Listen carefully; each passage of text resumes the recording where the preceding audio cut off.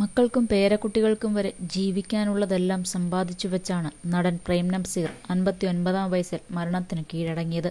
അകാലത്തിലുള്ള മരണമായിരുന്നെങ്കിലും കുടുംബത്തിനു വേണ്ടതെല്ലാം അദ്ദേഹം ഒരുക്കിയിരുന്നു.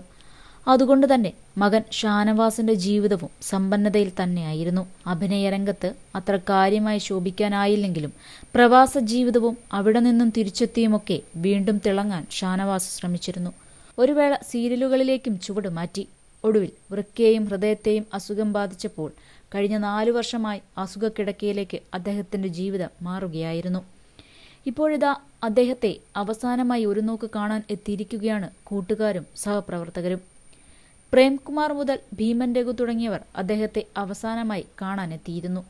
പ്രേംകുമാർ, മണിയൻ പിള്ള രാജു, രാജസേനൻ, നടി ജലജ, സീരിയൽ സിനിമാ താരം മായ വിശ്വനാഥ്, ഭാഗ്യലക്ഷ്മി അങ്ങനെ നിരവധി താരങ്ങളാണ് ഷാനവാസിനെ അവസാനമായി കാണാനെത്തിയത്. വഴുതക്കാട് അദ്ദേഹത്തിന്റെ ഫ്ളാറ്റിലാണ് പൊതുദർശനത്തിന് വെച്ചിരിക്കുന്നത്. വൈകിട്ട് 5 മണിക്കാണ് മൃതദേഹം സംസ്കരിക്കുക.